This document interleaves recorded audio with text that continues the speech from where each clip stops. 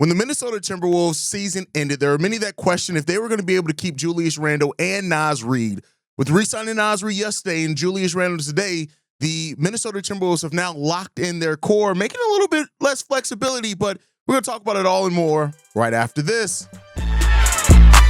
Welcome to the number one place for your daily basketball news and analysis, NBA Central.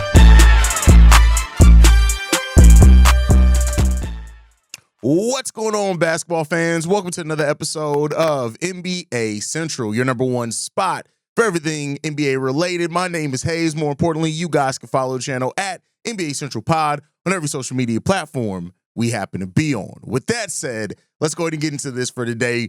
Julius Randle has now agreed to a 3-year, $100 million deal with the Minnesota Timberwolves before even hitting the open market. This takes him off the market, not even becoming an unrestricted free agent after opting out of his contract. And the Minnesota Timberwolves are now kind of geared up. I think teams in the Western Conference, especially the Minnesota Timberwolves that are looking to make steps up, realize that with Kevin Durant going to the Houston Rockets, that there's now an arm race in the Western Conference. And so teams are going to want to keep the core that they can together. They signed Reid to a 5-year, $125 million deal yesterday to stay in Minnesota. And now they've agreed to terms with Julius Randle before even hitting the open market. This now locks in, two important members of their core. And Julius Randle, who really found his way with the Minnesota Timberwolves last season, I would say that in the playoffs, he may have played some of his best basketball in his career. And, while there was some doubt about the chemistry between Julius Randle and Anthony Edwards, they really figured that out as the season went on. Really, the player that really, still kind of figuring out their chemistry with Julius Randle, was Jaden McDaniels at times. So, now that the Minnesota Timberwolves, they lock in, the majority of their core, they still have some questions on what to do with like a Nickeil Alexander-Walker this offseason, and if they're going to retain him or let him walk, as you have, Terrence Shannon Jr. ready to maybe step up into that role, albeit not the defensive player that Nickeil Alexander-Walker is, but maybe willing to take on maybe that larger offensive load where he flashed a little bit of in the playoffs last year. So the Timberwolves are they're now set for the most part in what they're going to do. Not to say that they're not going to make little subsequent moves or things like that, try to find some veterans to kind of help fill out their bench. But, the Timberwolves are an interesting team to watch coming into this season because Anthony Edwards showed that he's not done improving. He's not done developing yet. And so he's still adding something to his game. Keeping pieces that he does have chemistry with are going to be important, for that team. They still sit about $60 million below the second tax apron, which is going to get them, quite a bit of things to still do. That's part of the reason they made the trade with Karl Anthony Towns, so they can maintain some flexibility to do some other things.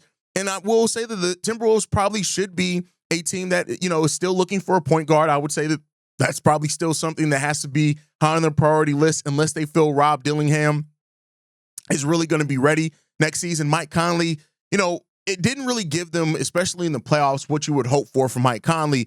So, with players like Lonzo Ball, a veteran already on the move to strengthen the Cleveland Cavaliers team, the Minnesota Timberwolves could pivot and look at some of these veteran point guards that are out there on the market, a Dennis Schröder, somebody like that, a Trey Jones, a Tyus Jones, both those brothers out on the market as well. I know, they've had a Jones brother before there in Minnesota, but, that's something that they could look to pivot to as well if they decide to, want to shore up that point guard role before they go, before they get ready for the season completely. So the Minnesota Timberwolves are in a really good place, I feel like. And now they just got to see what's going to happen going after this. They've now spent a combined $225 million over the course of the contracts between Reid and Julius Randle to lock them in. The important thing in this is that Julius Randle's contract is only 3 years, right? So that means that he could hit back the open market in a few years as well if he decides to do so. And that gives the Timberwolves a little bit of flexibility there as well if things don't work out. Julius Randle is 31 years old, which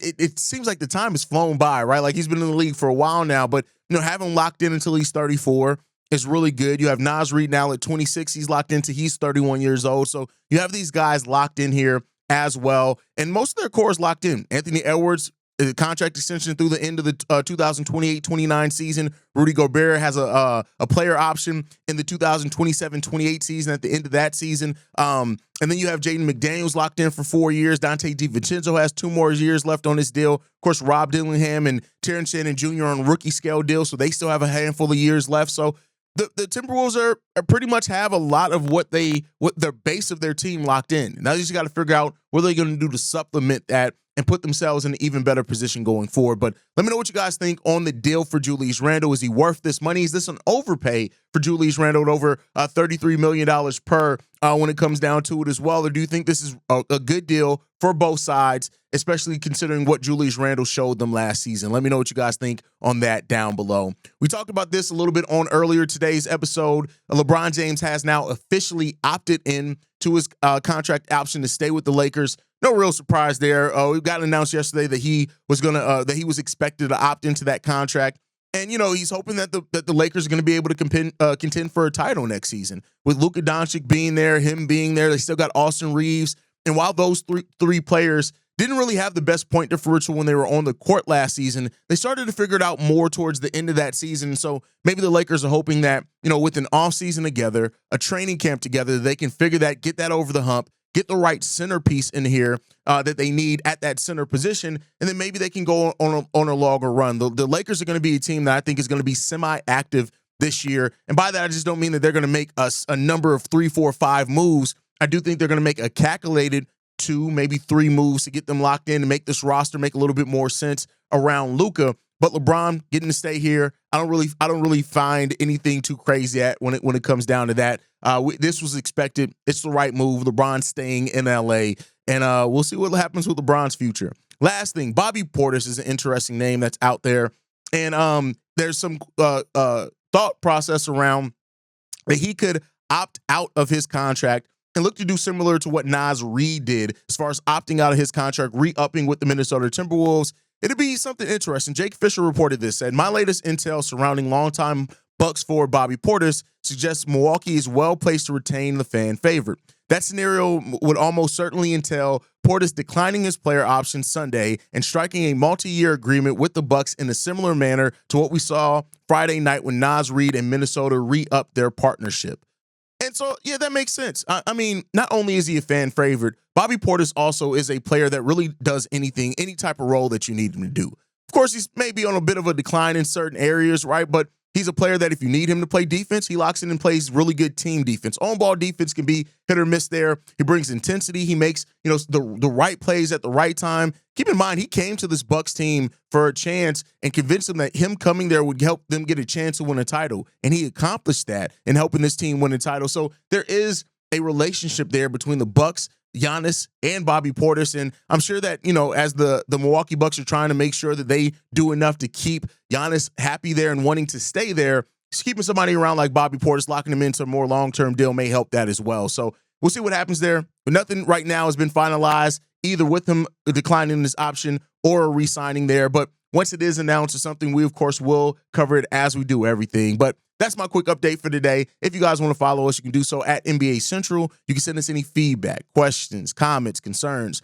NBA Central Show at gmail.com. And then lastly, if you want to leave a text message and our voicemail for the mailbag, the number to do so, 773-270-2799. We are the #1 spot for everything basketball related. And I'll see you guys the next time I feel like making a video. Maybe tonight with how things are going. Love you guys. Peace, y'all. This has been a presentation of the Breaks Media.